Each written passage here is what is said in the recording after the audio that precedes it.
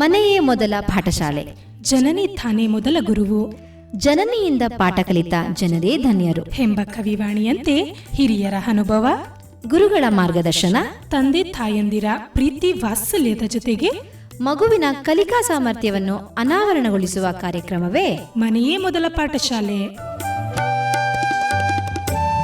ತಪ್ಪದೆ ಕೇಳಿ, ಪ್ರತಿ ಭಾನುವಾರ ಬೆಳಗ್ಗೆ 10:20 ಹಾಗೂ ಮರುಪ್ರಸಾರ ಸೋಮವಾರ ಮಧ್ಯಾಹ್ನ 3:40 ನಿಮ್ಮ ಜನಧ್ವನಿ ಬಾನುಲಿ ಕೇಂದ್ರದಿಂದ ಪ್ರಸಾರವಾಗಲಿದೆ.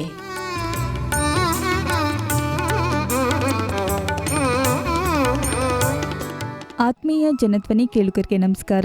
ಇದು ನಿಮ್ಮ ನೆಚ್ಚಿನ ಹಾಗೂ ಮೈಸೂರಿನ ಮೊಟ್ಟಮೊದಲ ಸಮುದಾಯ ಬಾನುಲಿ ಕೇಂದ್ರ ಜನಧ್ವನಿ 90.8 ಕಂಪನಾಂಕದಲ್ಲಿ ಸರಗೂರಿನಿಂದ ಪ್ರಸಾರವಾಗುತ್ತಿದೆ. ನಾನು ನಿಮ್ಮ ರೇಡಿಯೋ ಗೆಳತಿ ಪ್ರೀತಿ. ಎಂದಿನಂತೆ ತಮ್ಮೆಲ್ಲರಿಗೂ ಮನೆಯ ಮೊದಲ ಪಾಠಶಾಲೆ ಕಾರ್ಯಕ್ರಮಕ್ಕೆ ಆತ್ಮೀಯವಾದ ಸ್ವಾಗತ. ಮನೆಯ ಮೊದಲ ಪಾಠಶಾಲೆ ತಾಯಿಯೇ ಮೊದಲ ಗುರುವು ಎಂಬಂತೆ ಮಗುವಿನ ಅಕ್ಷರಾಭ್ಯಾಸ ಮನೆಯಿಂದಲೇ ಆರಂಭವಾಗುತ್ತದೆ. ಮಗುವಿನ ಉತ್ತಮವಾದ ಭವಿಷ್ಯಕ್ಕೆ ಮನೆಯಲ್ಲಿ ದೊರೆತ ಪ್ರಾಥಮಿಕ ಸಂಸ್ಕಾರವೇ ಬುನಾದಿಯಾಗಬೇಕು. ಹಾಗೆಯೇ ಮಕ್ಕಳ ಬೆಳವಣಿಗೆ ಮೇಲೆ ಗಮನ ಹರಿಸುವುದು ಪೋಷಕರ ಕರ್ತವ್ಯ. ಮಕ್ಕಳು ಬೆಳೆಯುವ ಸಸಿಯಂತೆ ಉತ್ತಮವಾದ ಪೋಷಣೆಯ ಜೊತೆಗೆ ಒಳ್ಳೆಯ ಹಾಗೂ ಕೆಟ್ಟ ವಿಷಯಗಳ ಬಗ್ಗೆ ಅರಿವು ಮೂಡಿಸುವುದು ತುಂಬ ಮುಖ್ಯ.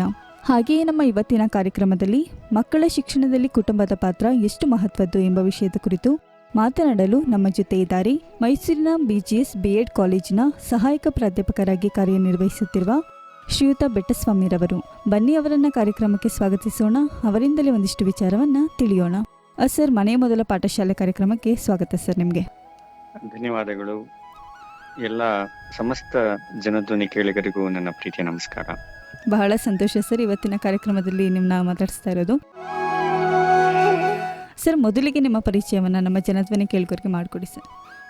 ನಾನು ವೃತ್ತಿಯಲ್ಲಿ ಶಿಕ್ಷಕರ ತರಬೇತಿ ಸಂಸ್ಥೆನಲ್ಲಿ ಕೆಲಸ ಮಾಡ್ತಿದ್ದೇನೆ. ಮೈಸೂರಿನ ಪ್ರತಿಷ್ಠಿತ BGS B.Ed ಕಾಲೇಜಿನಲ್ಲಿ ಕಳೆದ 10 ವರ್ಷಗಳಿಂದ ಸಹಾಯಕ ಪ್ರಾಧ್ಯಾಪಕನಾಗಿ ಕಾರ್ಯನಿರ್ವಹಿಸುತ್ತಿರುವುದರ ಜೊತೆಗೆ ಸಮುದಾಯದಲ್ಲಿ ಒಂದಷ್ಟು ಶಿಕ್ಷಣದ ಕುರಿತು, ಸಾಹಿತ್ಯ, ಸಂಸ್ಕೃತಿ, ವಿಚಾರಗಳನ್ನ ಕುರಿತು ಒಂದಷ್ಟು ಅವೇರ್ನೆಸ್ ಅನ್ನ ಡೆವಲಪ್ ಮಾಡುವಂತಹ ಬೇರೆ ಬೇರೆ ಚಟುವಟಿಕೆಗಳಲ್ಲಿ ನಿರತನಾಗಿದ್ದೇನೆ. ಹಾಂ ಸರ್, ನಿಮ್ಮ ಕೆಲಸ ಕಾರ್ಯಗಳು ಇದೇ ಥರ ನಡೀಲಿ ಅಂತ ಆಶಿಸ್ತೀನಿ ಸರ್. ಸರ್, ಮೊದಲಿಗೆ ಮಕ್ಕಳ ಶಿಕ್ಷಣದಲ್ಲಿ ಕುಟುಂಬದ ಪಾತ್ರ ಎಷ್ಟು ಮಹತ್ವದ್ದು, ಹಾಗೆ ಮಕ್ಕಳಲ್ಲಿ ಓದಿನ ಆಸಕ್ತಿ ಬೆಳೆಸೋದಕ್ಕೆ ಶಿಕ್ಷಕರು ಮತ್ತು ಪೋಷಕರು ಏನು ಮಾಡಬೇಕು ಅಂತ ಹೇಳ್ತೀರಾ ಸರ್? ತುಂಬಾ ಒಳ್ಳೆಯ ಪ್ರಶ್ನೆ. ಮಗುವಿನ ಬೆಳವಣಿಗೆ ಅನ್ನುವುದು ಹಲವಾರು ಪರಿಸರಗಳಿಗೆ ಸಂಬಂಧಪಟ್ಟಿದ್ದು.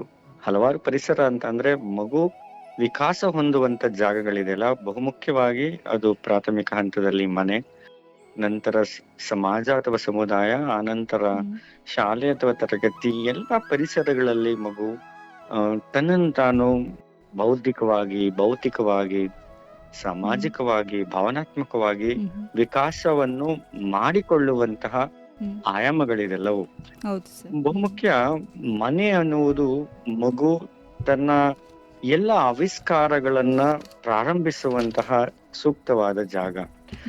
ಮನೆಯೇ ತಾನೇ ಮೊದಲ ಪಾಠಶಾಲೆ, ತಾಯಿ ತಾನೇ ಮೊದಲ ಗುರು ಅನ್ನುವಂತ ನಮ್ಮ ಗಾದೆ ಮಾತಿನ ಹಾಗೆ ಮಗು ಕಲಿಕೆ ಪ್ರಾರಂಭವಾಗುವುದೇ ಮನೆ ಅನ್ನುವಂತ ಒಂದು ಅದ್ಭುತವಾದ ವಿಶ್ವವಿದ್ಯಾನಿಲಯದಲ್ಲಿ. ಮನೆ ಮಗುವಿನ ಎಲ್ಲ ರೀತಿಯ ಬೆಳವಣಿಗೆಗೆ ತುಂಬಾ ಪೂರಕವಾದಂತಹ ಪರಿಸರ ಆಗಿರುತ್ತೆ.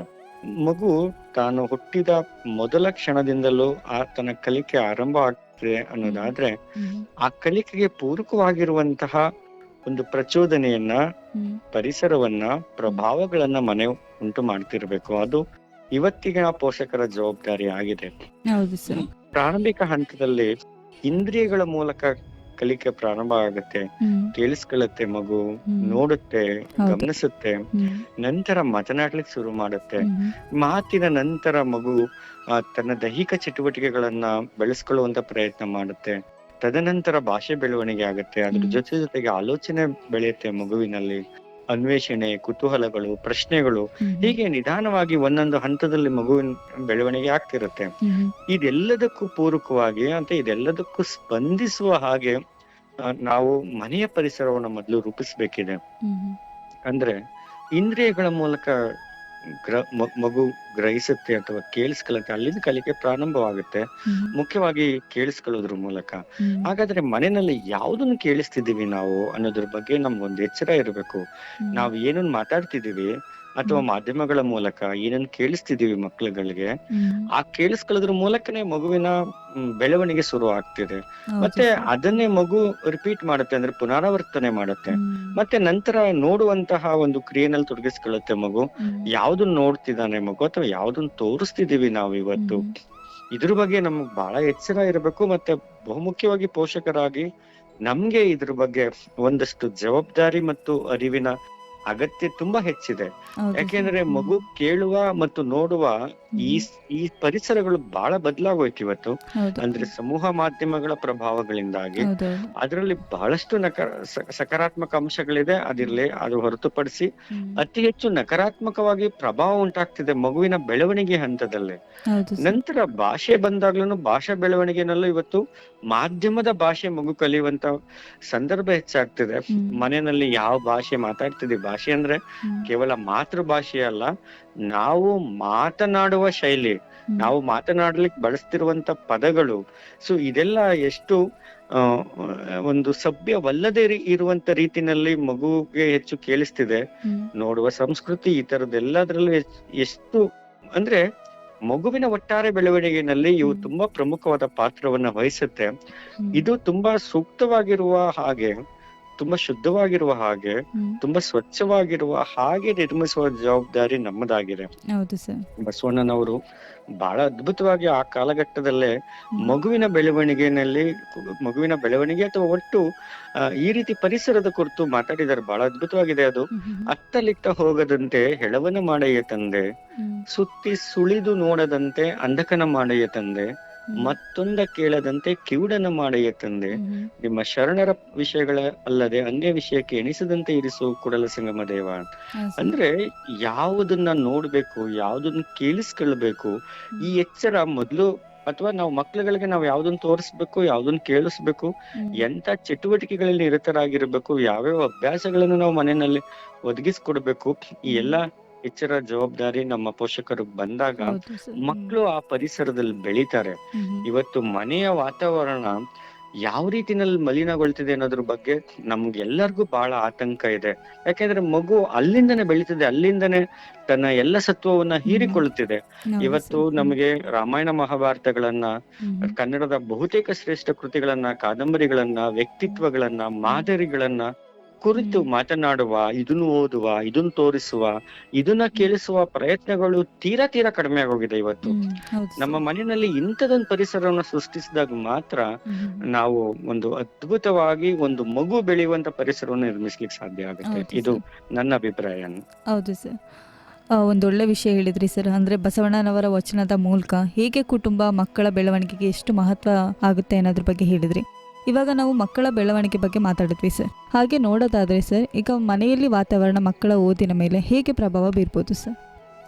ಓದಿನ ಪ್ರಭಾವಗಳು ಮನೆ ಮತ್ತೆ ಶಾಲೆ ಎರಡರಲ್ಲೂ ಹೆಚ್ಚು ಆಗುತ್ತೆ. ಹೌದು ಇವತ್ತಿಗೆ ಸರ್. ನನ್ನ ವೈಯಕ್ತಿಕವಾಗಿ ತೀರಾ ನಾನು ಆತಂಕ ಪಡುವ ಸಂಗತಿ ಯಾವುದು ಅಂತಂದ್ರೆ, ಹ್ಮ್. ಓದುವ ಸಂಸ್ಕೃತಿಯಿಂದಾನೇ ತುಂಬಾ ಹಿಂದೆ ಹೋಗ್ಬಿಡ್ತಿದೀವಿ ನಾವು. ಹೌದು ಸರ್. ಸೊ ಓದು ಅನ್ನೋದು ತುಂಬಾ ಟೆಂಪ್ರರಿ ಫಾರ್ಮೆಟ್ ಬಂದ್ಬಿಡುತ್ತೆ, ತುಂಬಾ ಟೆಂಪ್ರರಿ ಥಿಂಗ್, ಅಂದ್ರೆ ತುಂಬಾ ತಾತ್ಕಾಲಿಕವಾದ ಸಂಗತಿ. ಹ್ಮ್. ಈಗ ನಾವು ಒಂದು ಕಾಲದಲ್ಲಿ ಓದು ಅಂದ್ರೆ ಯಾಕೆ ಅಂತಂದ್ರೆ ಅದೊಂದು ಮನೋವಿಕಾಸಕ್ಕೆ ಅಥವಾ ಬೌದ್ಧಿಕ ಬೆಳವಣಿಗೆಗೆ, ಹ್ಮ್. ಮನೋರಂಜನೆಗೆ, ಆತ್ಮವಿಕಾಸಕ್ಕೆ, ಆತ್ಮ ಸಂತೋಷಕ್ಕೆ, ಹ್ಮ್. ಸಾಮಾಜಿಕ ಅರಿವಿಗೆ ಮತ್ತೆ ಸಾಮಾಜಿಕ ಸಂಪರ್ಕಕ್ಕೆ, ಹ್ಮ್. ಹಿಂಗೆಲ್ಲ ಜೊತೆಗೆ ಉದ್ಯೋಗಕ್ಕೋಸ್ಕರ, ಜ್ಞಾನಾರ್ಜನೆಗೆ, ಹಿಂಗೆ ಬೇರೆ ಬೇರೆ ಹ್ಮ್. ಪರ್ಪಸ್ಗೋಸ್ಕರ ಓದ್ತಿದ್ವಿ ನಾವು, ಅಥವಾ ಹೌದು. ಓದುವ ಸಂಸ್ಕಾರ ಆ ಎಲ್ಲಾ ಕಾರಣಗಳಿಗೋಸ್ಕರ ಇತ್ತು. ಹ್ಮ್. ಆದ್ರೆ ಇವತ್ತು ಇಂತಹ ಒಂದು ಸಂಸ್ಕೃತಿಯಿಂದ ತುಂಬಾ ದೂರ ಬಂದ್ಬಿಟ್ಟಿದೀವಿ ನಾವು. ಹ್ಮ್. ಯಾಕೆ ಓದ್ತಿದ್ದಾರೆ ಅಂತಂದ್ರೆ ಅದು ಅಂಕಗಳಿಗೋಸ್ಕರ ಮಾತ್ರ ಓದು ಅನ್ನುವಷ್ಟ್ರ ಹೌದು ಸರ್. ಮಟ್ಟಿಗೆ ಹ್ಮ್. ನಾವು ಓದನ್ನು ಇವತ್ತು ಸೀಮಿತಗೊಳಿಸ್ತಿದೀವಿ. ಹೌದು ಸರ್. ಮತ್ತೆ ಅಂಕಗಳನ್ನ ಹೊರತುಪಡಿಸಿರುವ ಯಾವ ಓದನ್ನು ನಾವು ಇವತ್ತು ಪುರಸ್ಕರಿಸ್ತಿಲ್ಲ, ಮತ್ತೆ ಹೌದು. ಅಂತ ಓದಿಗೆ ಪ್ರಚೋದನೆ ಕೊಡ್ತಿಲ್ಲ ನಾವು ಹ್ಮ್. ಮನೆ ಮತ್ತು ಶಾಲೆ ಎರಡು ಪರಿಸರದಲ್ಲೂ. ಇದು ಮಗುವನ್ನ ನಿಜವಾಗ್ಲಿ ಬೌದ್ಧಿಕವಾಗಿ ಕೊಲ್ಲುವಂತ ಕ್ರಿಯೆ ಇದು. ಹೌದು ಸರ್. ಮಗು ಸ್ವಚ್ಛಂದವಾಗಿ ಬೆಳೆಯುವುದಕ್ಕೆ, ಎಲ್ಲಾ ವಿಷಯಗಳನ್ನ ಕಲಿಯುವುದಕ್ಕೆ ಆ ಕುತೂಹಲಗಳು ಇರುತ್ತೆ ಮಗುವಿನಲ್ಲಿ. ಆ ಕುತೂಹಲಗಳನ್ನ ತಣಿಸುವಂತ ಓದು ಮೊದ್ಲು ಮನೆಯಲ್ಲಿರ್ಬೇಕು. ಪೋಷಕರಲ್ಲಿ ಒಂದು ಸಣ್ಣ ಸಣ್ಣ ಓದುವ ಅಭ್ಯಾಸಗಳಿಲ್ಲ ಅಂತಂದ್ರೆ ಮಗು ಖಂಡಿತ ಓದುವುದನ್ನು ಬೆಳೆಸ್ಕೊಳ್ಳಲ್ಲ. ಮತ್ತೆ ಶಿಕ್ಷಕರಾದವರು ಅಷ್ಟೇ, ಶಾಲೆಗೆ ಬಂದಾಗ ಅವರು ಓದಿರುವಂತ ಇತ್ತೀಚಿನ ಅವರ ಓದಿನ ಕುರಿತು ಒಂದು 5 ನಿಮಿಷ ಮಗುವಿನ ಜೊತೆ ಅದನ್ನ ಹಂಚಿಕೊಳ್ಳುವ, ಆ ಪುಸ್ತಕಗಳನ್ನ ಪರಿಚಯ ಮಾಡುವ, ಆ ಕಥೆ ಬಗ್ಗೆ ಹೇಳುವ ಅಥವಾ ಒಂದು ಹಾಡಿನ ಕುರಿತು ಮಾತನಾಡುವ. ಸೊ ಇಂಥದೊಂದು ಸಾಮರ್ಥ್ಯವನ್ನ, ಇಂಥದೊಂದು ಅಭಿರುಚಿಯನ್ನ ಶಿಕ್ಷಕರು ಮತ್ತೆ ಪೋಷಕರು ಬೆಳೆಸ್ಕೊಳ್ಬೇಕು. ಬಹಳಷ್ಟು ಒಳ್ಳೆಯ ಕೃತಿಗಳಿದೆ ಕನ್ನಡದಲ್ಲಿ. ಅದೊಂದು ಸರಳವಾದ ಈಗ ಜನಪದ ಕಥೆಗಳಿದೆ, ಮಹಾಭಾರತ ರಾಮಾಯಣದ ಸಣ್ಣ ಸಣ್ಣ ಪಾತ್ರಗಳ ಕಥೆಗಳಿದೆ ನಮ್ಮಲ್ಲಿ. ಗುರುರಾಜ್ ಕರ್ಜಿಗೆ ಅವ್ರದ್ದು ಕರುಣಾಳು ಬಾಬೆಳಕೆ ಸೀರೀಸ್ ಇದೆ, ಅದ್ರೆಲ್ಲ ಸಣ್ಣ ಸಣ್ಣ ಕಥೆಗಳಿದೆ. ಎಸ್ ಮಣಿಕಾಂತ್ ಅವ್ರದ್ದು ಕಥೆಗಳನ್ನ ಬರ್ದಿದ್ದಾರೆ, ಬಹಳ ಅದ್ಭುತವಾದ ಸ್ಫೂರ್ತಿದಾಯಕ ಕಥೆಗಳಿದೆ. ಇಂಥದ್ದು ಒಂದೊಂದು ಕಥೆಯನ್ನ ಅಟ್ಲೀಸ್ಟ್ ಒಂದೊಂದು ಸಮಯದಲ್ಲಿ ಮಕ್ಕಳನ್ನ ಕೂರಿಸ್ಕೊಂಡು, ಅದು ಮನೆಯ ವಾತಾವರಣದಲ್ಲಾಗ್ಲಿ ಅಥವಾ ಶಾಲೆ ನಾವು ಬಿಡುವಿದ್ದಾಗ ಮಕ್ಳಿಗೆ ಕೂರ್ಸ್ಕೊಂಡು ಹೇಳಿದಾಗ ಈ ಓದಿನ ರುಚಿ ಹತ್ತುತ್ತೆ ಮಕ್ಳುಗಳಿಗೆ. ಇದನ್ನ ನಾವು ಪ್ರಭಾವಿಸುವಂತ ಕೆಲಸ ನಿರಂತರವಾಗಿ ಮಾಡಬೇಕಿದೆ. ಓದು ಅನ್ನುವ ಒಂದು ಕ್ರಿಯೆ ಅದು ಬೆಳಕನ್ನ ಪಡೆದುಕೊಳ್ಳುವ ಕ್ರಿಯೆ, ಹಾಗೆ ಓದು ಅದು ಬದುಕನ್ನು ಪಡೆದುಕೊಳ್ಳುವ ಕ್ರಿಯೆ. ಅದು ನಾವು ಓದ್ತಿದೀವಿ ಅಂತಂದ್ರೆ ನಮಗ್ ಬದುಕು ಸಿಗ್ತಿದೆ ಅಥವಾ ನಮ್ಗ್ ಬೆಳಕು ಸಿಗ್ತಿದೆ, ಜ್ಞಾನ ಸಿಗ್ತಿದೆ, ನಮ್ಗ್ ಅನುಭವ ಸಿಗ್ತಿದೆ, ನಮ್ಗೊಂದು ವಿಸ್ತಾರವಾದ ಜಗತ್ತು ನಮ್ಮ ಮುಂದೆ ತೆರೆದುಕೊಳ್ಳುವಂತ ಸಾಧ್ಯತೆಗಳು ಉಂಟಾಗ್ತದೆ ಓದುವಿನ ಮೂಲಕ ಮಾತ್ರ. ಅಂತಹ ಒಂದು ಓದಿನ ಪ್ರಪಂಚಕ್ಕೆ ಮಕ್ಕಳನ್ನ ನಾವು ಸೇರಿಸ್ಬೇಕಿದೆ ಅಥವಾ ಸಲ್ಲಿಸ್ಬೇಕಿದೆ. ಹಂಗಾಗ್ಬೇಕು. ಮಕ್ಳು ಓದ್ಬೇಕಂದ್ರೆ ಅವನು ಓದುವ ಈ ಮಾದರಿಗಳನ್ನ ಗಮನಿಸ್ತಿರ್ತಾನೆ. ಮನೆಯಲ್ಲಿ ಅಪ್ಪ ಅಮ್ಮ ಓದ್ತಿದಾರ ಅಥವಾ ಅಣ್ಣ ತಂಗಿ ಓದ್ತಿರ್ತಾರ, ಬೇರೆ ಸಮುದಾಯದಲ್ಲಿ ಯಾರು ಓದೋರಿದಾರ, ಶಾಲೆನಲ್ಲಿ ಓದ್ತಾರ ಟೀಚರ್ಗಳು, ಇದನ್ನೆಲ್ಲವನ್ನು ಮಗು ಗಮನಿಸುತ್ತೆ. ಯಾರೋ ಮಾಡಿದ್ರೆ ಕೆಲಸ ನಾನೊಬ್ಬ ಯಾಕೆ ಮಾಡ್ಬೇಕು ಅನ್ನುವಂಥದ್ದು ಇವತ್ತಿನ ಮಕ್ಕಳ ಮನಸ್ಸಿಗೆ ಬರ್ತಿದೆ. ಸೊ ಎಲ್ಲಾ ಸಂದರ್ಭದಲ್ಲಿ ಈ ಓದುವ ಉದಾಹರಣೆಗಳು ಅಥವಾ ಓದುವ ಮಾದರಿಗಳು ಸಿಕ್ತಾಗ ಖಂಡಿತ ಮಗು ಅನುಸರಿಸುತ್ತೆ. ಸೊ ಇಂಥದೊಂದು ಇನ್ಫ್ಲುಯೆನ್ಸ್ ಅನ್ನ, ಪ್ರಭಾವಗಳನ್ನ ಒದಗಿಸ್ಕೊಡ್ಬೇಕು, ಈ ಮಾದರಿಗಳನ್ನ ಸೃಷ್ಟಿಸ್ಬೇಕಾಗಿದೆ ನಾವು. ಅಂತಂದರೆ ಸರ್, ಇವಾಗ ಪೋಷಕರು ಹೆಚ್ಚು ಅಂಕಗಳಿಗೇನೆ ಹೊತ್ತು ಕೊಡೋದು ಹೆಚ್ಚು ಸರ್. ಅದೇ ಮಾನಸಿಕ ಒತ್ತಡಕ್ಕೆ ಒಳಗಾಗ್ಬಿಡ್ತಾರೆ ಮಕ್ಕಳು. ಅಂಕಗಳನ್ನ ಗಳಿಸೋದು ಅಲ್ಲದೇನೆ ಬೇರೆ ಥರ ಟ್ಯಾಲೆಂಟ್ ಎಲ್ಲ ಇರುತ್ತೆ, ಅದಕ್ಕೂ ಕೂಡ ಪ್ರೋತ್ಸಾಹ ನೀಡಬೇಕು ಅನ್ನೋದ್ರ ಬಗ್ಗೆನೂ ಹೇಳಿದ್ರಿ ಸರ್. ಹಾಗಾದರೆ ಪೋಷಕರು ಮಕ್ಕಳಿಗೆ ಮನೆಯ ಪಾಠದಲ್ಲಿ ಹೇಗೆ ಸಹಾಯ ಮಾಡಬೇಕು ಸರ್? ಈಗ ನೀವೊಂದು ಮಾತು ಹೇಳಿದ್ರಿ ಕೊನೆಯಲ್ಲಿ, ಅಂಕ ಗಳಿಕೆಯು ಕಲಿಕೆಯ ಒಂದು ಆಯಾಮ, ಅದೊಂದು ಅಂಶ. ಅದನ್ನು ಕಲಿಸ್ಬೇಕು, ಅದನ್ನ ಪಡೆದುಕೊಳ್ಳುವುದು ಬಹಳ ಮುಖ್ಯ. ಅದನ್ನ ಹೊರತುಪಡಿಸಿ ಅಂತಲ್ಲ. ಈಗ ಪ್ರಾಥಮಿಕ ಹಂತದಲ್ಲಿ, ಪ್ರೌಢಶಿಕ್ಷಣ ಹಂತದಲ್ಲಿ, ಮತ್ತೆ ನಾವು ಪದವಿ ಪೂರ್ವದ ಈ ಎಲ್ಲ ಹಂತಗಳಲ್ಲಿ ಮಗು ಗಳಿಸುವ ಅಂಕಗಳ ಮೇಲೂ ಅವರ ಮುಂದಿನ ವಿದ್ಯಾಭ್ಯಾಸ ಆಗ್ಲಿ ಅಥವಾ ಭವಿಷ್ಯ ಆಗ್ಲಿ ನಿರ್ಧಾರ ಆಗ್ತದೆ. ಆ ಓದುನು ಬಹಳ ಮುಖ್ಯ. ಪೋಷಕರು ಮೊದಲು ಪ್ರಾಥಮಿಕವಾಗಿ ಅವರು ಮನೆಗೆ ಮಗು ಬಂದ ತಕ್ಷಣ ಶೈಕ್ಷಣಿಕವಾಗಿ ಏನೆಲ್ಲ ಕಾರ್ಯಕ್ರಮಗಳಿದೆ ಅಥವಾ ಏನೆಲ್ಲ ಯೋಜನೆಗಳನ್ನು ಕೊಟ್ಟಿದ್ದಾರೆ, ಯಾವ ಗೃಹ ಕಾರ್ಯಗಳನ್ನು ಕೊಟ್ಟಿದ್ದಾರೆ, ಏನೇನೆಲ್ಲ ಪಾಠ ಆಗಿದೆ, ಸೊ ಇದನ್ನೆಲ್ಲವನ್ನು ಮಗುವಿನ ಜೊತೆನಲ್ಲಿ ನಾವು ಜೊತೆಲಿ ಕೂತ್ಕೊಂಡು ಹೋಮ್ವರ್ಕ್ ಮಾಡಿಸೋದು ಬೇರೆ, ಆದ್ರೆ ಅದ್ರ ಬಗ್ಗೆ ಒಂದಷ್ಟು ಚರ್ಚೆ, ಅದ್ರ ಬಗ್ಗೆ ಒಂದು ಎನ್ಕ್ವೈರಿ, ಮಗುವಿನ ಬೆಳವಣಿಗೆ ಬಗ್ಗೆ ಗೊತ್ತಿರ್ಬೇಕು ನಮ್ಗೆ. ಅಂದ್ರೆ ಮಗು ಶಾಲೆನಲ್ಲಿ ಏನ್ ಮಾಡ್ತಿದೆ. ಸೊ ಬಹುತೇಕ ಪೋಷಕರನ್ನ ನಾನು ವಿಚಾರಿಸಿದಾಗ ನಿಮ್ ಮಗು ಏನ್ ಸಬ್ಜೆಕ್ಟ್ ಓದ್ತಿದ್ದಾರೆ ಅಂತಂದ್ರೆ ಸಬ್ಜೆಕ್ಟ್ ಬಗ್ಗೆನೆ ಗೊತ್ತಿರಲ್ಲ. ಡಿಗ್ರಿ ಓದ್ತಿದ್ದಾರೆ, BA ಓದ್ತಿದ್ದಾರೆ, BA ನಲ್ಲಿ ಯಾವ ಸಬ್ಜೆಕ್ಟ್ ಗೊತ್ತಿರೋದಿಲ್ಲ ಪೇರೆಂಟ್ಸ್ ಗಳಿಗೆ. ಆಮೇಲೆ ಅಕ್ಕ ತಮ್ಮ ಅಣ್ಣ ತಂಗಿ ಬಗ್ಗೆ ಕೇಳಿದ್ರೆ ನಿಮ್ ಸಿಸ್ಟರ್ BSc ಓದ್ತಿರಲ್ಲ, BSc ನಲ್ಲಿ ಯಾವ ಸಬ್ಜೆಕ್ಟ್ ಓದ್ತಿದಾರಪ್ಪ ಅಂದ್ರೆ ಗೊತ್ತಿಲ್ಲ ಸರ್, ಏನೋ BSc ಮಾತ್ರ ಇಷ್ಟು ಮಾತ್ರ ಗೊತ್ತು ಅಂತಾರೆ. ನಮ್ಗೆ ಎಷ್ಟು ತಾತ್ಸಾರ ಇದೆ ಇದ್ರ ಬಗ್ಗೆ ಎಲ್ಲ ಅಂತ ಅಂದ್ರೆ, ಮಗು ಶಾಲೆಯಲ್ಲಿ ಬೆಳಿಗ್ಗೆಯಿಂದ ಸಂಜೆ ತನಕ ಏನ್ ಮಾಡಿದಾನೆ ಅನ್ನೋದನ್ನ ತಿಳ್ಕೊಳ್ಬೇಕು ನಾವು. ಮನೆಗ್ ಬಂದ ತಕ್ಷಣ ಮಗು ಒಂದಷ್ಟು ವಿರಾಮ ಪಡೆದ ನಂತರ ಏನಾಯ್ತು ಪಾಪು ಶಾಲೆನಲ್ಲಿ, ಟೀಚರ್ ಏನ್ ಕಲ್ಸಿದ್ರು, ಕನ್ನಡದಲ್ಲಿ ಏನ್ ಹೇಳ್ಕೊಟ್ರು, ಇಂಗ್ಲಿಷ್ ಅಲ್ಲಿ ಏನಾಯ್ತು, ಹಿಂದಿನಲ್ಲಿ ಏನಾಯ್ತು, ಸಮಾಜ ವಿಜ್ಞಾನದಲ್ಲಿ ಏನ್ ಕಲಿತೆ, ಇವತ್ತು ಏನ್ ಹೋಮ್ವರ್ಕ್ ಕೊಟ್ಟಿದ್ದಾರೆ, ಹೌದಾ, ಈ ತರ ಎಲ್ಲ ಚರ್ಚೆ ಆಗಿದ್ಯಾ, ಹಾಗಾದ್ರೆ ಇವತ್ತೇನು ಹೋಮ್ವರ್ಕ್ ಪ್ರಾಜೆಕ್ಟ್ ಕೊಟ್ಟಿದ್ದಾರೆ, ಈ ಪ್ರಾಜೆಕ್ಟ್ ಮಾಡ್ಲಿಕ್ಕೆ ನಾನ್ ನಿನ್ಗೆ ಹೇಗ್ ಸಹಾಯ ಮಾಡ್ಬೋದು, ಅಥವಾ ನೀನೇ ಓನಾಗಿ ಮಾಡ್ಕೊಳ್ತೀಯ ನೀನು, ಈ ತರದೆಲ್ಲ ಒಂದಷ್ಟು ಸಣ್ಣ ಚರ್ಚೆಗಳು ಇರ್ಬೇಕು. ಹಂಗ್ ಸಹಕಾರ ಮಾಡ್ಬೇಕು ನಾವು. ಅದಾದ್ಮೇಲೆ ಮಗುವಿನ ಈ ಜವಾಬ್ದಾರಿಗಳು ಮುಗಿದ್ಮೇಲೆ, ಈಗ ತಾಯಿನೂ ಬೆಳಿಗಿನ ಸಂಜೆ ತನಕ ಅಥವಾ ತಂದೆನೋ ಅಣ್ಣನೋ ಬೆಳಗಿನ ಸಂಜೆ ತನಕ ಹ್ಮ್. ಇವರ ಸಾಮಾಜಿಕ ಅನುಭವಗಳೇನಿದೆ, ಇವ್ರ ಹ್ಮ್. ಗ್ರಹಿಕೆಗಳೇನಿದೆ, ಇವ್ರೇನು ಓದಿದ್ದಾರೆ, ಹ್ಮ್. ನ್ಯೂಸ್ ಪೇಪರ್ ಓದಿರ್ತಾರೆ ಅಥವಾ ನ್ಯೂಸ್ ಕೇಳಿರ್ತಾರೆ, ಯಾವ್ದೋ ಇಂಪಾರ್ಟೆಂಟ್ ಒಂದು ವಿಷಯ ಇರುತ್ತೆ. ಆ ವಿಷಯ ನಮ್ಮ ಮಗುವಿನ ಜೊತೆ ಚರ್ಚೆ ಮಾಡ್ಬೇಕು. ನೋಡಪ್ಪ, ಇವತ್ತು ಪೇಪರ್ ನಲ್ಲಿ ಯಾವ್ದೋ ಮಗು ನೋಡು IAS ಪಾಸ್ ಮಾಡಿದ್ದಾರೆ, ಇವತ್ ನೋಡಿ ಕರ್ನಾಟಕದಲ್ಲಿ ಮಂಡ್ಯ ಜಿಲ್ಲೆನಲ್ಲಿ, ಮೈಸೂರು ಜಿಲ್ಲೆನಲ್ಲಿ ಸೊ ಇಬ್ರು IAS ಅಧಿಕಾರಿಗಳ ಇವಂತವ್ರ ಬಗ್ಗೆ ನೋಡಿ, ನೀವು ಮುಂದೆ ಈ ತರ ಆಗ್ಬೇಕು, ಇದನ್ನೆಲ್ಲ ನೀನ್ ಈ ತರ ಆಗ್ಬೇಕು, ನೀನ್ ಈಗ್ಲಿಂದನೇ ಈ ತರ ಓದು ಇರ್ಬೇಕು ನಿಮ್ಮಲ್ಲಿ. ಹೌದು. ನೋಡಿ, ಕುವೆಂಪುದ ಒಂದ್ ಮಾತು ಹೀಗಿದೆ, ಬೇಂದ್ರೆ ಈ ರೀತಿನಲ್ಲಿ ಹೇಳಿದ್ದಾರೆ, ಶಿವರಾಮ್ ಕಾರಂತರು ವಿಜ್ಞಾನದ ಕುರಿತು ಈ ರೀತಿ ಬರ್ದಿದ್ದಾರೆ, ಮಗು ಇದನ್ನ ನೋಡು, ಈ ಅನ್ವೇಷಣೆ ಈ ತರ ಮಾಡಿರ್ತಾರೆ, ಜಗತ್ತಿನಲ್ಲಿ ಈ ತರದ ವಿಚಾರಗಳಾಗ್ತಿದೆ. ಇದೆಲ್ಲವನ್ನು ಜೊತೆನಲ್ಲಿ ಪಠ್ಯಕ್ರಮದ ಜೊತೆನಲ್ಲಿ ನಾವು ಒದಗಿಸ್ಕೊಡುವಂತ ಪ್ರಯತ್ನ ಮಾಡ್ಬೇಕು. ನಾವು ಮಗುವಿನ ಜೊತೆ ಸಹಪಾಠಿಗಳಾಗದೇ ಇದ್ರೆ ನಾವು ಪೋಷಕರಾಗ್ಲಿಕ್ಕೂ ಸಾಧ್ಯ ಆಗೋದಿಲ್ಲ, ಶಿಕ್ಷಕರಾಗ್ಲಿಕ್ಕೂ ಸಾಧ್ಯ ಆಗೋದಿಲ್ಲ. ಈಗ ಕಲಿಯುವುದು ಕೇವಲ ಮಗುವಿನ ಜವಾಬ್ದಾರಿ ಅನ್ಕೊಂಡಿದೀವಿ ಅಲ್ಲ, ಕಲಿಯುವುದು ಪೋಷಕರಾಗಿಯೂ ಶಿಕ್ಷಕರಾಗಿಯೂ ನಮ್ಮ ಜವಾಬ್ದಾರಿಯೂ ಹೌದು. ನಾವು ಸಹವರ್ತಿಗಳಾಗಿ ಅಥವಾ ಸಹಪಾಠಿಗಳಾಗಿ ನಾವು ಕಲಿಯದೆ ಹೊರತು ಮಗು ನಮ್ ಜೊತೆನಲ್ಲಿ ಕಲಿಯುವುದಿಲ್ಲ ಯಾವತ್ತಿಗೂ. ನಾವು ಬರೀ ವಿಷಯವನ್ನ ಟ್ರಾನ್ಸ್ಫರ್ ಮಾಡ್ಬೋದು. No, it is not possible to transfer the information. So we need to grow along with them. ನಾವು ಅವ್ರ ಜೊತೆನಲ್ಲೇ ಬೆಳಿಬೇಕು. ಸಹನಾವವತು ಸಹನವ ಭುನಕ್ತು ಅಂತ ನಾವೇನ್ ಮಾತಾಡ್ತಿದೀವಿ, ಇದು ಗುರು ಶಿಷ್ಯರು ಜೊತೆನಲ್ಲಿ ಬದುಕುವ, ಜೊತೆನಲ್ಲಿ ಕಲಿಯುವುದಕ್ಕಿರುವಂತಹ ಒಂದು ಸಿದ್ಧಾಂತ. ಆ ಒಂದು ಸಂಸ್ಕೃತಿಯನ್ನ ನಾವು ಮರು ಸೃಷ್ಟಿಸ್ಬೇಕಿದೆ. ಸೊ ಇದು ಮನೆ ಮತ್ತು ಶಾಲೆ ಎರಡೂ ಸಂದರ್ಭದಲ್ಲಿ ಆಗ್ಬೇಕಾಗಿರುವಂತ ಕೆಲಸ. ಹೌದು ಸರ್, ನೀವು ಹೇಳಿದಾಗೇನೆಂದರೆ ಮಕ್ಕಳ ಓದು ಬರೀ ಮಗುಗೆ ಮಾತ್ರ ಅಲ್ಲ, ಅದು ಪೋಷಕರಿಗೆ ಹಾಗೂ ಶಿಕ್ಷಕರಿಗೂ ಕೂಡ ಒಂದು ಜವಾಬ್ದಾರಿ ಆಗಿರುತ್ತೆ ಅಂತ ಹೇಳಿದ್ರಿ ಸರ್. ಹಾಗೇನೆ ಅಂದರೆ ಈಗಿನ ಕಾಲದಲ್ಲಿ ಹೆಚ್ಚು ಮಕ್ಕಳು ಮೊಬೈಲ್ಗೆ, ಟಿವಿಗೆ ಒಳಪಡ್ತಾ ಇದ್ದಾರೆ ಸರ್. ಹಾಗಾದರೆ ಮೊಬೈಲ್ ಮತ್ತು ಟಿವಿ ಬಳಕೆಯನ್ನು ನಿಯಂತ್ರಣದಲ್ಲಿ ಕುಟುಂಬದ ಜವಾಬ್ದಾರಿ ಏನು ಸರ್? ಇದು ನಾನ್ ಹೇಳ್ತೀನಿ, ಇದು ಪ್ರಶ್ನೆನ ನಾವು ಬಹಳ ಸೂಕ್ಷ್ಮವಾಗಿ ಅರ್ಥನೂ ಮಾಡ್ಕೊಳ್ಬೇಕಿದೆ. ಮಗು ಮೊಬೈಲ್ ಅನ್ನ ಟಿವಿನ ಹೆಚ್ಚು ಬಳಸ್ತಿದೆ ಅನ್ನೋದಕ್ಕಿಂತ ಸೂಕ್ತವಾದ ಮಾತು ಯಾವುದು ಅಂದ್ರೆ ಪೋಷಕರು ಹೆಚ್ಚು ಬಳಸ್ತಿದ್ದಾರೆ ಅನ್ನೋದು. ನಮ್ಮ ಬಳಕೆಯನ್ನ ನೋಡೇನೆ ಮಗುನು ಅದನ್ನ ಕಲ್ತಿದ್ದು. ನಾವು ನಡೆದ ಹಾದಿನಲ್ಲೇ ಆತನು ನಡ್ಕೊಂಡ್ ಬರ್ತಿದ್ದಾನೆ. ಆದ್ರೆ ಅವ್ನು ನಡೀತಿರೋದ್ ನೋಡಿದಾಗ ನಮಗ್ ಗಾಬರಿ ಆಗ್ತದೆ. ಆದ್ರೆ ನಾವು ನಡ್ಕೊಂಡ್ ಬಂದಿರೋದ್ರ ಬಗ್ಗೆ ನಮಗೆ ಇದು ಸ್ವಲ್ಪನೂ ವಿಷಾದನೇ ಇಲ್ಲ. ನಾವು ದಿನಕ್ಕೆ ಎಷ್ಟು ಸಮಯ ಮೊಬೈಲ್ ಬಳಸ್ತಿದೀವಿ? ಇವತ್ತು 21ನೇ ಶತಮಾನದ ಕಾಲಘಟ್ಟದಲ್ಲಿ ಬದುಕ್ತಿದೀವಿ ನಾವು. ನಮ್ಗೆ ವಿಜ್ಞಾನದ ಆವಿಷ್ಕಾರಗಳನ್ನ ಬಳಸಿಕೊಳ್ಳುವಂತ ಸಾಧ್ಯತೆಗಳು ಹೆಚ್ಚಿದೆ, ಅಥವಾ ತಾಂತ್ರಿಕ ಉಪಕರಣಗಳು ನಮ್ಮನ್ನ ಸಂಪೂರ್ಣ ಆವರಿಸ್ಕೊಂಡಿದೆ. ಬದುಕಿನ ಎಲ್ಲಾ ಆಯಾಮಗಳಲ್ಲಿ ಇದೆ ಅದು. ಸೊ ಟೆಕ್ನಾಲಜಿ ಇಲ್ದಾನೆ, ಸೈನ್ಸ್ ಎಕ್ವಿಪ್ಮೆಂಟ್ಸ್ ಗಳಿಲ್ದೇನೆ ನಾವು ಬದುಕನ್ನ ಊಹಿಸ್ಕೊಳ್ಳಕ್ಕೂ ಸಾಧ್ಯ ಇಲ್ಲ ಇವತ್ತು. ಹೌದು, ಅದು ಸತ್ಯ, ಅದು ವಾಸ್ತವ, ಒಪ್ಕೊಳ್ಳೇಬೇಕಿದೆ ನಾವು. ಆದ್ರೆ ನಮ್ಗೆ ಇದ್ರ ಬಗ್ಗೆ ಒಂದು ಶಿಕ್ಷಣ ಬೇಕು, ನಮ್ಗೊಂದು ಅವೇರ್ನೆಸ್ ಬೇಕು, ಪ್ರಜ್ಞೆ ಬೇಕು. ಎಷ್ಟು ಬಳಸ್ಬೇಕು, ಯಾವ್ದನ್ನ ಬಳಸ್ಬೇಕು, ಯಾವ ಸಮಯದಲ್ಲಿ ಬಳಸ್ಬೇಕು, ಇಂಥದೊಂದು ಎಚ್ಚರ ಇದ್ದಾಗ ನಮ್ಗೆ ನಿಜವಾಗ್ಲೂ ಈ ವಿಜ್ಞಾನದ ಆವಿಷ್ಕಾರಗಳು ನಮಗ್ ವರದಾನ ಆಗತ್ತೆ, ಶಾಪ ಆಗ್ಲಿಕ್ಕೆ ಖಂಡಿತ ಸಾಧ್ಯ ಇಲ್ಲ. ಯಾಕೆಂತಂದ್ರೆ ವಿಜ್ಞಾನದ ಎಲ್ಲಾ ಆವಿಷ್ಕಾರಗಳು ಮನುಷ್ಯನ ಪ್ರಗತಿ ಮತ್ತು ಬೆಳವಣಿಗೆಗೆ, ವಿಕಾಸಕ್ಕೆ ಇರುವಂತದ್ದು. ಅದು ಮನುಷ್ಯನ ಬೆಳವಣಿಗೆಗೆ ಪೂರಕವಾಗಿದೆ ಹೊರತು ವಿಜ್ಞಾನ ಯಾವತ್ತು ಮಾರಕವಲ್ಲ. ಆದ್ರೆ ನಾವು ಬಳಸಿಕೊಳ್ಳುವ ರೀತಿನಲ್ಲಿ ಮಾರಕ ಮತ್ತು ಪೂರಕ ಅನ್ನೋದು ನಿರ್ಧಾರ ಆಗ್ತಿದೆ. ನಾವು ಮೊಬೈಲ್ ಇವತ್ತು ಭಾರತದಲ್ಲಿ ಸರಾಸರಿ ಮೊಬೈಲ್ ಆವರೇಜ್ ಸ್ಟ್ರೀಮಿಂಗ್ ಟೈಮ್ ಅಂತಂದ್ರೆ ಅದು 6.5 ಗಂಟೆ ಇದೆ. 6.5 ಗಂಟೆ ಒಂದು ದಿನಕ್ಕೆ ನಾವು ಮೊಬೈಲ್ ನೋಡೋದ್ರಲ್ಲಿ ಬಳಸ್ತಿದೀವಿ.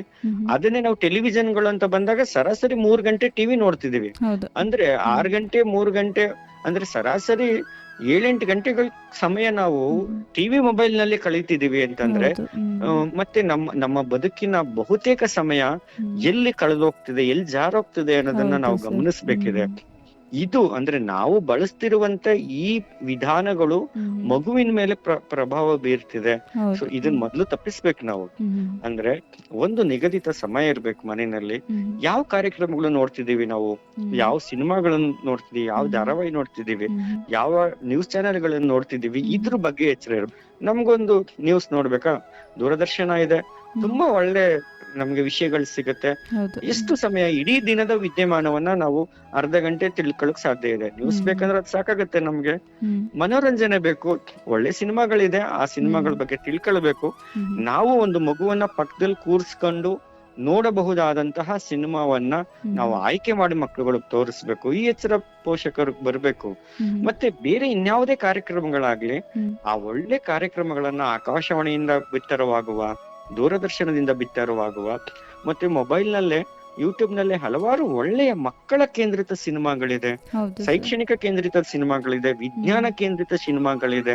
ಸೊ ಇವತ್ತೆಲ್ಲ ಬಯೋಪಿಕ್ ಗಳು ತುಂಬಾ ಬರ್ತಿದೆ, ಆತ್ಮ ಕಥೆಗಳ ಆಧಾರಿತ ಚಿತ್ರಗಳು ಬರ್ತಿದೆ. ಇಂಥದನ್ನೆಲ್ಲವನ್ನು ಪೋಷಕರು ಮಕ್ಳಿಗೆ ತೋರಿಸ್ಬೇಕು. ಈ ಮೂಲಕ ಮೊಬೈಲ್ಗಳನ್ನ, ಟಿವಿಗಳನ್ನ ಬಳಸಿ ನೀವು ಅವಾಗ ಮಗುಗೊಂದು ದೊಡ್ಡದೊಂದು ಇನ್ಸ್ಪಿರೇಷನ್ ಸಿಗುತ್ತೆ, ಸ್ಫೂರ್ತಿ ಆಗ್ಲಿಕ್ಕೆ ಸಾಧ್ಯ ಆಗುತ್ತೆ. ಆದ್ರೆ ನಾವು ಏನು ನೋಡ್ತಿದೀವಿ ಅನ್ನೋದ್ರ ಬಗ್ಗೆನೆ ಬಹಳ ಆತಂಕ ಇದೆ. ಮೊಬೈಲ್ ನ ಹೆಚ್ಚು ಬಳಸ್ತಿರೋದೇ ನಾವು ಈ ವಾಟ್ಸ್ಆಪ್ ನೋಡ್ಲಿಕ್ಕೆ, ಫೇಸ್ಬುಕ್ ನೋಡ್ಲಿಕ್ಕೆ, ಇನ್ಸ್ಟಾಗ್ರಾಮ್ ರೀಲ್ಸ್ ಗಳು, ಯೂಟ್ಯೂಬ್ ಇಂಥದನ್ನ ಹೆಚ್ಚು ಬಳಸ್ತಿದೀವಿ.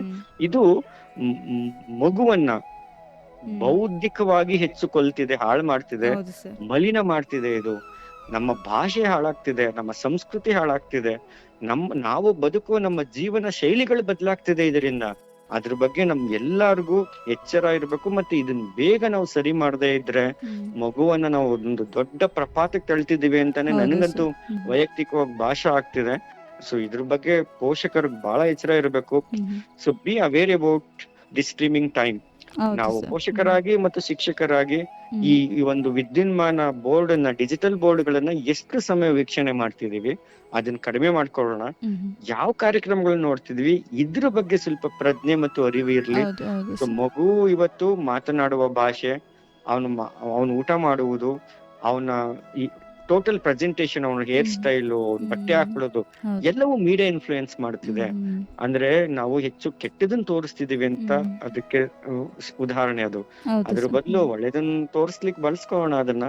ಮಗುವನ್ನ ಒಂದು ನೈತಿಕವಾಗಿ ಬೆಳೆಸುವಂತಹ, ಪೂರಕವಾಗಿರುವ ಸಂಗತಿಗಳನ್ನ ಮಾಧ್ಯಮಗಳ ಮೂಲಕ ತಲುಪಿಸುವಂತಹ ಜವಾಬ್ದಾರಿನ ನಾವು ತಗೊಂಡಾಗ ಇದು ಖಂಡಿತ ಈ ಸಮಸ್ಯೆಗೆ ಪರಿಹಾರ ಸಿಗುತ್ತೆ. ಹೌದು ಸರ್, ನೀವು ಹೇಳ್ದಾಗೇನೆ ಅಂತಂದರೆ ಈಗ ಮೊಬೈಲ್ ಟಿ ವಿ ಬಳಕೆಯಲ್ಲಿ ಪೋಷಕರು ಕೂಡ ಒಂದು ನಿಗದಿತ ಸಮಯ ಅಂತ ಇರಿಸಬೇಕು. ಹಾಗೆಯೇ ಮೊಬೈಲ್ ಟಿ ವಿ ಬಳಕೆಯಲ್ಲಿ ಕೂಡ ಮಕ್ಕಳಿಗೆ ಕಲಿಕೆಗೆ ಸಹಾಯವಾಗುವಂತಹ ವಿಷಯಗಳನ್ನು ನೋಡಬೇಕು. ಹಾಗಾಗಿ ಮಕ್ಕಳು ಕೂಡ ಕಲಿತಾರೆ ಅಂತ ಹೇಳಿದ್ರಿ. ಹಾಗಿದ್ರೆ ಸರ್, ಈಗ ಮಕ್ಕಳಲ್ಲಿ ಶಿಸ್ತು ಮತ್ತು ಸಮಯ ಪಾಲನೆ ಬೆಳೆಸುವಲ್ಲಿ ಕುಟುಂಬದ ಪಾತ್ರ ಏನಾಗಿರುತ್ತೆ ಸರ್? ಯಾವುದೇ ಒಂದು ಕಲಿಕೆ ಎನ್ನುವುದು ಶಿಸ್ತಿನಿಂದ ಹೊರತುಪಡಿಸಿದ್ದಲ್ಲ. ಹೌದು. ಸೊ ಕಲಿಕೆ ಅನ್ನುವುದನ್ನ ನಾವು 3 ಆಯಾಮಗಳಲ್ಲಿ ವ್ಯಾಖ್ಯಾನಿಸ್ತೀವಿ. ಒಂದು ಜ್ಞಾನಾತ್ಮಕ ಬೆಳವಣಿಗೆ, ಮತ್ತು ಮನೋಜನ್ಯ ಬೆಳವಣಿಗೆ, ಮತ್ತು ಕ್ರಿಯಾಜನ್ಯ ಬೆಳವಣಿಗೆ ಅಂತ 3 ಸೇರಿದಾಗಲೇ ಕಲಿಕೆ ಆಗುತ್ತೆ.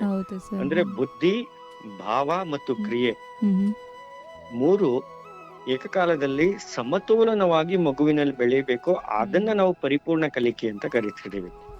ಆದ್ರೆ ನಾವಿವತ್ತು ಏನ್ ಮಾಡ್ತಿದೀವಿ, ಕೇವಲ ಬುದ್ಧಿ ಬೆಳವಣಿಗೆಗೆ ಮಾತ್ರ ಹೆಚ್ಚನ್ನು ಒತ್ತು ಕೊಡ್ತಿದೀವಿ ಹೊರತು ಮಗುವಿನ ಭಾವನಾತ್ಮಕ ಬೆಳವಣಿಗೆಗೆ ಇದನ್ನ ನಾವು ಕಡೆಗಣಿಸ್ತಿದೀವಿ. ಭಾವನಾತ್ಮಕ ಬೆಳವಣಿಗೆನಲ್ಲೇ ಶಿಸ್ತಿದೆ, ಮನೋಭಾವ ಇದೆ, ಮೌಲ್ಯಗಳಿದೆ, ವ್ಯಕ್ತಿತ್ವಗಳಿದೆ, ಉತ್ತಮವಾದ ಆಲೋಚನೆಗಳಿದೆ.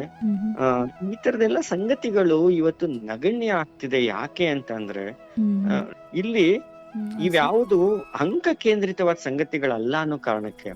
ಆದ್ರೆ ನಾವು ಶಿಕ್ಷಣ ಕೊಡ್ತಿರುವುದೇ ಈ ಸಂಗತಿಗಳನ್ನ ಬೆಳೆಸುವುದಕ್ಕೆ ಮಗುವಿನಲ್ಲಿ. ಬುದ್ಧಿಯ ಮೂಲಕ ಯಾವ್ದನ್ನ ತಲುಪಬೇಕಿದೆ, ಯಾವ್ದನ್ನ ಮುಟ್ಬೇಕಿದೆ ಅಂದ್ರೆ ಬುದ್ಧಿಯ ಮೂಲಕ ಮಗು ಮನೋಭಾವನ ಬದಲಾಯಿಸ್ಕೊಳ್ಬೇಕಿದೆ, ಅವನ ಆಲೋಚನಾ ಶಕ್ತಿಯನ್ನು ಉತ್ತಮಗೊಳಿಸ್ಕೊಳ್ಬೇಕಿದೆ. ಹೀಗೆ ಮಗುವಿನ ವರ್ತನೆಯ ಬದಲಾವಣೆಗಳು ಭಾವನಾತ್ಮಕ ಸಂಬಂಧಪಟ್ಟ ಹಾಗೆ ಹೆಚ್ಚು ಬದಲಾಗ್ತಿರ್ಬೇಕು. ಇದೇ ಶಿಕ್ಷಣದ ಗುರಿ. ಆದ್ರೆ ಇವತ್ತು ಶಿಸ್ತು ಅನ್ನುವಂತ ಪದ ಬಂದಾಗ, ಅಥವಾ ಮೌಲ್ಯಗಳು ಅಂತ ಪದ ಬಂದಾಗ, ವ್ಯಕ್ತಿತ್ವ ಅನ್ನುವಂತ ಪದಗಳು ಬಂದಾಗ ಇವುಗಳು ತಮ್ಮ ಅರ್ಥವನ್ನ ಕಳೆದುಕೊಳ್ಳುವಂತ ಕಾಲಘಟ್ಟದಲ್ಲಿ ನಾವು ಬದುಕ್ತಿದೀವಿ ಅಲ್ಲ. ಯಾಕೆ ಅಂತಂದ್ರೆ ಇದೆಲ್ಲದಕ್ಕೂ ಒಂದು ಮಾದರಿ ಇರಬೇಕು. ಒಂದು ಶಿಸ್ತನ್ನ ಕಲಿಸ್ಲಿಕ್ಕೆ ನಾವ್ ಅದಕ್ಕೊಂದು ಸಿಲೆಬಸ್ ಕರಿಕ್ಯುಲಮ್ ಅಂತ ಇರುವುದಿಲ್ಲ. ನಾವು ಬದುಕುವ ರೀತಿನಲ್ಲಿ ಅದಿದೆ. ಒಬ್ಬ ಶಿಕ್ಷಕನಾಗಿ, ಒಬ್ಬ ಪೋಷಕನಾಗಿ ನಾವು ಇದನ್ನ ಬದುಕಿದಾಗ ಮಾತ್ರ ಮಗು ಅಳವಡಿಸ್ಕೊಳ್ಳಿಕ್ ಸಾಧ್ಯ ಆಗುತ್ತೆ. ಇದು ತೀರಾ ಸೂಕ್ಷ್ಮವಾಗಿ ಮತ್ತು ತೀರಾ ಎಚ್ಚರದಿಂದ ನಾವು ಗಮನಿಸಬೇಕಾಗಿರುವಂತ ಸಂಗತಿ. So it is not possible to teach the values, so it is possible to leave the values. ನಾವು ಬದುಕಬಹುದಷ್ಟೇ ಮೌಲ್ಯಗಳನ್ನ.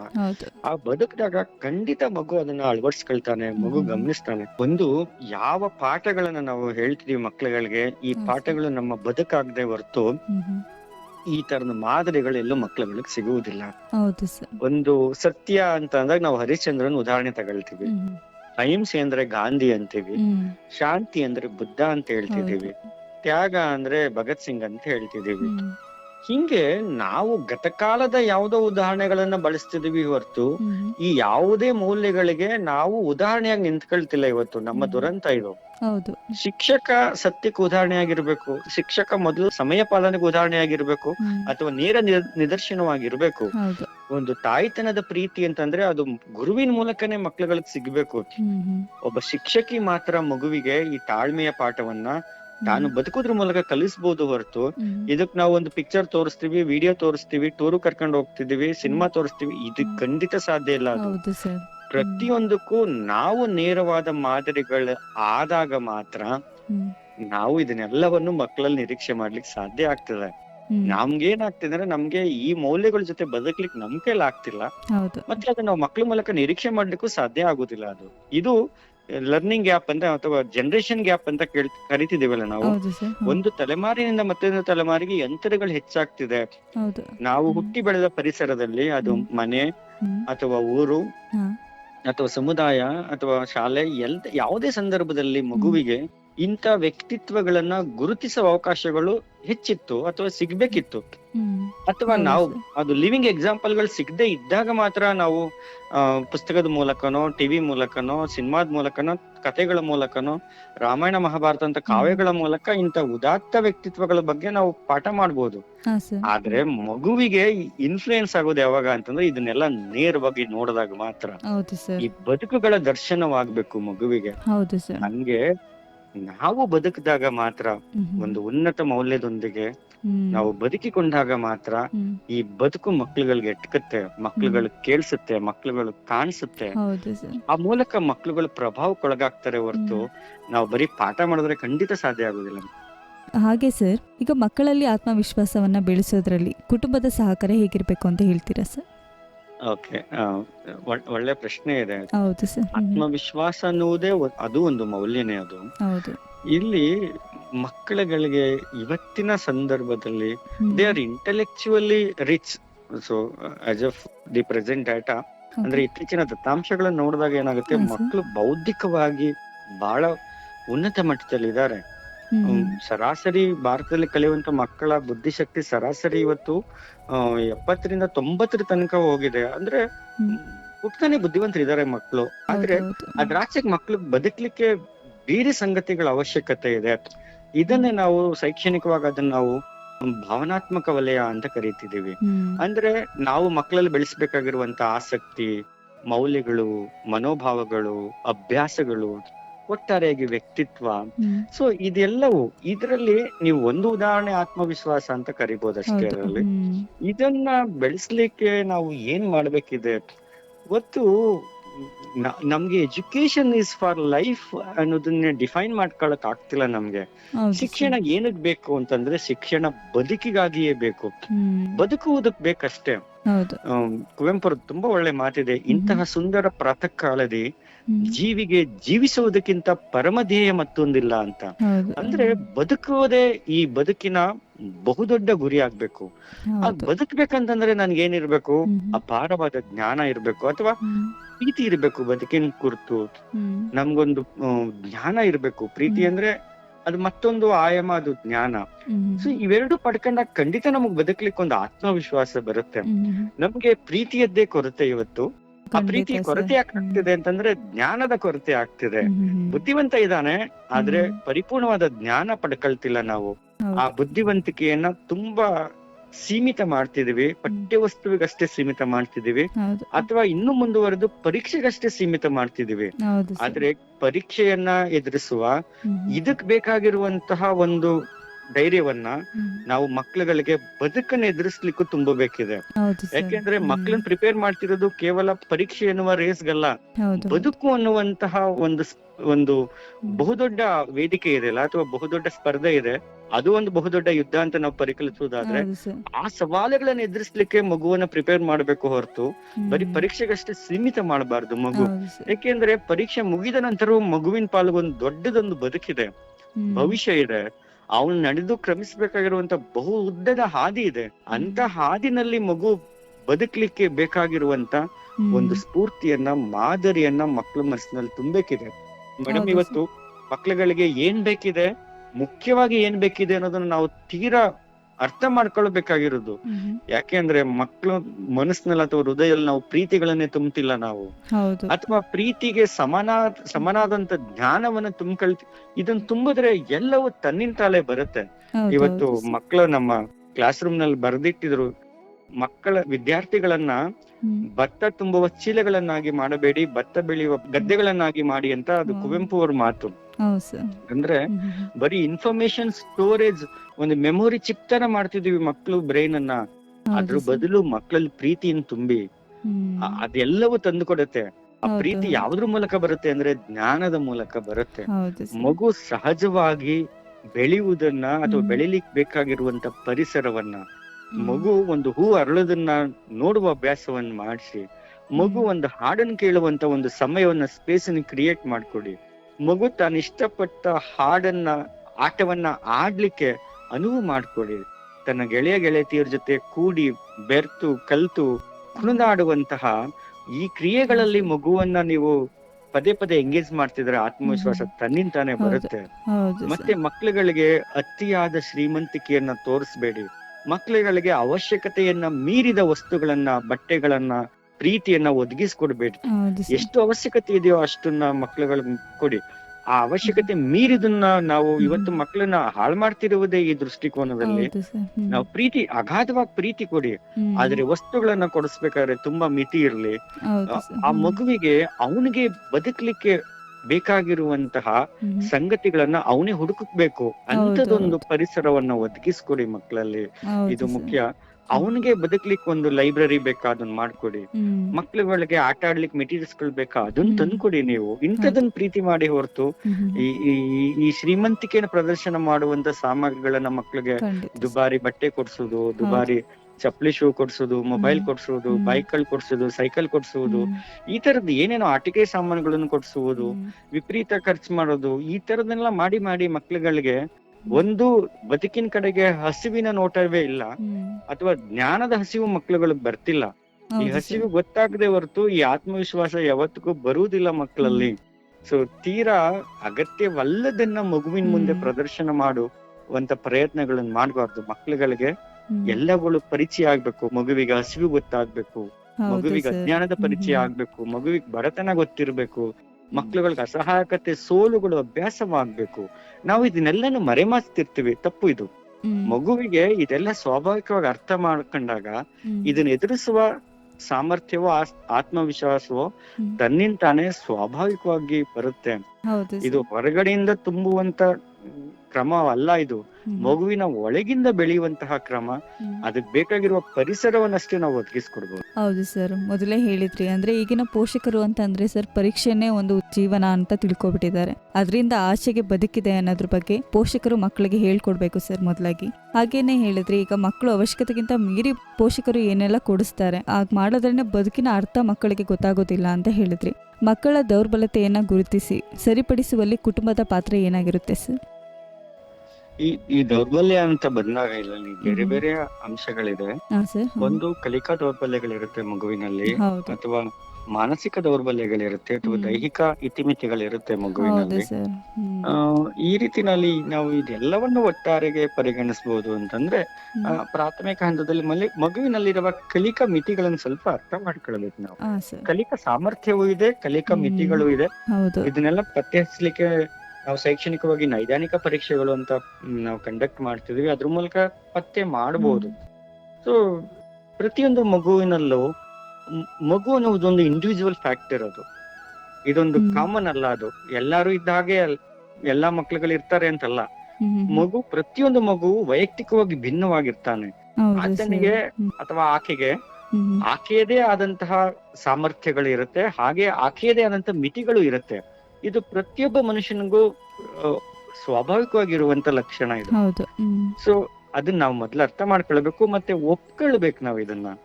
ಸೊ ಅಕ್ಸೆಪ್ಟ್ ದಿ ಲಿಮಿಟೇಷನ್ಸ್ ಅಂತ ಕರಿತಿದೀವಿ ನಾವು ಅದನ್ನ. ಮಗುವಿನ ಮಿತಿಯನ್ನ ನಾವು ಒಪ್ಕೊಳ್ಬೋಣ.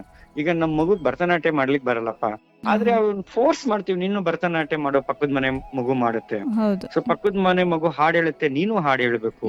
ಪಕ್ಕದ ಮನೆ ಮಗು ಕರಾಟೆ ಮಾಡುತ್ತೆ, ನೀನು ಕರಾಟೆ. ಈ ತರ ಮಗುವಿಗೆ ಒಲ್ಲದನ್ನ, ಮಗುವಿನಲ್ಲಿ ಆಗದೆ ಇರುವುದನ್ನ ಅಥವಾ ಮಗುವಿನ ಒಳ ಮನಸ್ಸಿನಲ್ಲಿ ಇಲ್ಲದೆ ಇರುವುದನ್ನೆಲ್ಲ ನಾವು ಪ್ರಯತ್ನ ಪೂರ್ವಕವಾಗಿ ತುಂಬುವುದನ್ನ ಮಾಡಬಾರ್ದು. ಅದನ್ನ ಮಗುವಿಗೆ ಯಾವುದ್ರಲ್ಲಿ ಆಸಕ್ತಿ, ಅದು ಕ್ರಮೇಣ ಗೊತ್ತಾಗ್ತದೆ ಮಗುವಿನಲ್ಲಿ ಇದ್ರ ಬಗ್ಗೆ ಹೆಚ್ಚಿನ ಆಸಕ್ತಿ ಇದೆ ಅಥವಾ ಇದ್ರ ಬಗ್ಗೆ ತೀವ್ರವಾದ ಕುತೂಹಲ ಇದೆ ಅಥವಾ ಇದ್ರ ಕಡೆಗೆ ಒಂದು ನಿರಾಸಕ್ತಿ ಇದೆ.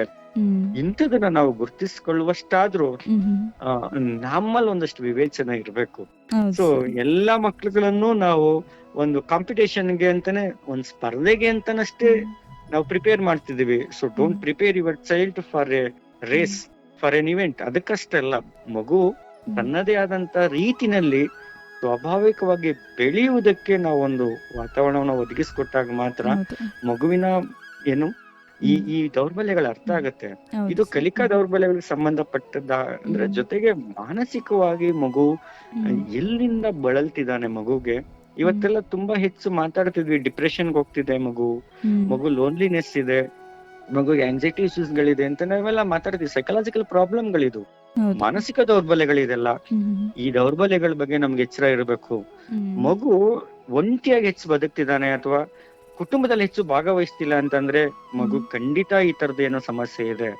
ಮಗು ಊಟ ಮಾಡ್ಬೇಕಾದ್ರೆ ಜೊತೆಲಿ ಇಡ್ಸ್ಕೊಂಡು ಊಟ ಮಾಡಿ, ಮಗು ಮಾತಾಡ್ಬೇಕಾದ್ರೆ ನಮ್ ಜೊತೆ ಇಟ್ಕೊಂಡು ಹೆಚ್ಚು ರೂಮಲ್ಲಿ ಸೇರ್ಕೊಂಡು ಮೊಬೈಲ್ ನಲ್ಲಿ ಮಾತಾಡ್ತಿರ್ತಾರೆ ಮಕ್ಳುಗಳು. ಅವ್ರೊಬ್ಬರೇ ಓದ್ಕೊಳ್ತಿರ್ತಾರೆ, ಒಬ್ಬರೇ ಬರೀತಿರ್ತಾರೆ, ಒಬ್ಬರೇ ಆಟ ಆಡ್ತಿರ್ತಾರೆ, ಒಬ್ಬರೇ ಮೊಬೈಲ್ ನೋಡ್ತಿರ್ತಾರೆ, ಅವ್ರೊಬ್ಬೊಬ್ಬರೇ ಊಟ ಮಾಡ್ತಾರೆ. ಇಂಥ ಅಭ್ಯಾಸಗಳು ಹೆಚ್ಚಿದೆ ಇವತ್ತು ಮನೆಗಳಲ್ಲಿ, ಅದು ವಿಶೇಷವಾಗಿ ನಗರ ಪ್ರದೇಶಗಳಲ್ಲಿ. ಇದು ತೀರಾ ಅಪಾಯಕಾರಿ ಸಂಗತಿ. ಇದು ಮಗುವನ್ನ ಆದಷ್ಟು ಸಾಮೂಹಿಕವಾಗಿ ಅಂದ್ರೆ ಇಡೀ ಕುಟುಂಬ ಜೊತೆನಲ್ಲಿರುವಂತ ಪರಿಸರದಲ್ಲಿ ಹೆಚ್ಚು ಬೆಳೆಸಿ, ಎಲ್ಲಾರ ಮುಂದೆ ಕೂತ್ಕೊಂಡು ಆಟ ಆಡ್ಲಿ, ಊಟ ಮಾಡ್ಲಿ, ಮಾತಾಡ್ಲಿ. ಕಲಿಕೆ ಸಮಯದಲ್ಲಿ ಬೇಕಾದ್ರೆ ಮಗು ಒಂದು ವೈಯಕ್ತಿಕವಾದ ಸ್ಪೇಸ್ ಅನ್ನು ಒದಗಿಸ್ಕೊಡಿ.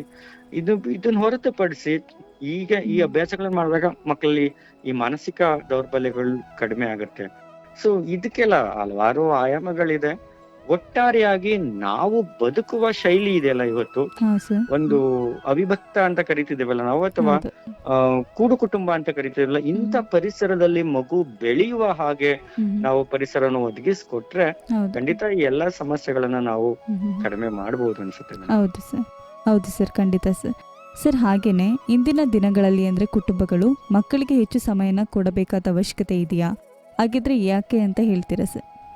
ಬಹಳ ಒಳ್ಳೆ ಪ್ರಶ್ನೆ ಮೇಡಮ್ ಇದು. ಇವತ್ತು ನಮ್ಮೆಲ್ಲರಿಗೂ ಶಾರ್ಟೇಜ್ ಇರೋದೇ ಸಮಯದ್ದು. ಖಂಡಿತ. ಕುವೆಂಪುದು ಬಹಳ ಒಳ್ಳೆ ಮಾತಿದೆ, ದೊಡ್ಡವರೆಲ್ಲರ ಹೃದಯದಿ ಕಟ್ಟಿಹ ತೊಟ್ಟಿಲ ಲೋಕದಲ್ಲಿ ನಿತ್ಯ ಕಿಶೋರತೆ ನಿದ್ರಿಸುತ್ತಿರುವುದು ವಿಸ್ಮೃತನಾಕದಲ್ಲಿ, ಮಕ್ಕಳ ಸಂಘದೊಳು ಎಚ್ಚರಗೊಳ್ಳಲಿ ಆನಂದದ ದಿವ್ಯ ಶಿಶು, ಏರಲಿ ಹಾರಲಿ ಕುಣಿಯಲಿ ತಣಿಯಲಿ ದಿವಿಜ್ವತೆಗೆ ಈ ಮನುಜ ಪಶು ಅಂತ. ಅಂದ್ರೆ ಪ್ರತಿಯೊಬ್ಬ ವ್ಯಕ್ತಿಯ ಅಂತರಾಳದಲ್ಲಿ ಒಂದು ಮಗು ಅನ್ನೋದು ನಿತ್ಯ ನಿದ್ರಿಸ್ತಿರ್ತದೆ ಅಂತ. ನಿತ್ಯ ಕಿಶೋರತೆ ಇರುತ್ತೆ, ಎಲ್ಲಾರೆಲ್ಲ ಇರುತ್ತೆ. ಆದ್ರೆ ಆ ಮಗು ಎಚ್ಚರಗೊಳ್ಳೋದು ಯಾವಾಗ ಅಂತಂದ್ರೆ ಅದು ಮತ್ತೊಂದು ಮಗುವಿನ ಸಾಂಗತ್ಯದಲ್ಲಿದ್ದಾಗ, ಆ ಮಗುವಿನ ಸಂಪರ್ಕಕ್ಕೆ ಬಂದಾಗ ನಮ್ಮೊಳಗಡೆ ಇರುವಂತ ಮಗು ಸಹ ಎಚ್ಚರಗೊಳ್ಳುತ್ತೆ.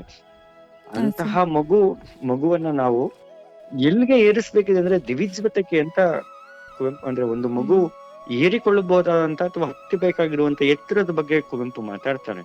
ಅಂದ್ರೆ ಮಗುವಿನ ಜೊತೆ ಬದುಕಿಕೊಳ್ಳುವಂತ ಅವಕಾಶಗಳಿದೆಯಲ್ಲ, ಅದು ತುಂಬಾ ಪುಣ್ಯವಾದಂತ ಬಹು ಸಾರ್ಥಕವಾದಂತಹ ಗಳಿಗೆಗಳದೆಲ್ಲವು. ಯಾಕೆಂದ್ರೆ ಈ ಜಗತ್ತಿನ ನಿಜವಾದ ವಿಶ್ವಮಾನವ ಯಾರು ಅಂದ್ರೆ ಅದು ಮಗು ಮಾತ್ರ. ಯಾಕೆಂದ್ರೆ ಮಗುವಿನಲ್ಲಿ ಮಾತ್ರ ಈ ನಿಷ್ಕಲ್ಮಶಗಳಿರುತ್ತೆ, ತಾರತಮ್ಯ ರಹಿತವಾದಂತ ಒಂದು ಮನೋಭೂಮಿಕೆ ಇದೆ. ಸೊ ಮಗುವಿನಲ್ಲಿ ವ್ಯತ್ಯಾಸಗಳಿರುವುದಿಲ್ಲ. ಜಾತಿನೋ ಧರ್ಮನೋ ಬಣ್ಣನೋ ಆಸ್ತಿನೋ ಹಣವೋ ಸಮಾಜವೋ ಲಿಂಗವೋ ಈ ಯಾವುದೇ ಇಲ್ಲದೆ ಇರುವಂತ ಯಾವುದಾದ್ರೂ ಒಂದು ಅದ್ಭುತವಾದ ಮನಸ್ಥಿತಿ ಯಾವುದೇನಾದ್ರು ಅದು ಮಕ್ಕಳ ಮನಸ್ಥಿತಿಗಳು ಮಾತ್ರ. ಮಗುವಾಗಿದ್ದಾಗ ನಾವು ನಿಜಕ್ಕೂ ವಿಶ್ವಮಾನವರಾಗಿರ್ತೀವಿ. ಅಂತ ಮಕ್ಕಳ ಜೊತೆ ನಾವು ಬದುಕೋದಿದೆಯಲ್ಲ, ಖಂಡಿತ ನಾವು ವಿಶ್ವಮಾನವರಾಗ್ಲಿಕ್ಕೆ ಒಂದು ನಮ್ಮ ಪಾಲಿಗೆ ಸಿಕ್ಕಿರುವಂತ ಒಂದು ದೊಡ್ಡ ಅವಕಾಶ ಅದು. ಅಂತದನ್ನ ನಾವು ಖಂಡಿತ ಮಿಸ್ ಮಾಡ್ಕೊಳ್ಬಾರ್ದು, ಅಂತದನ್ನ ನಾವು ತಪ್ಪಿಸ್ಕೊಳ್ಬಾರ್ದು.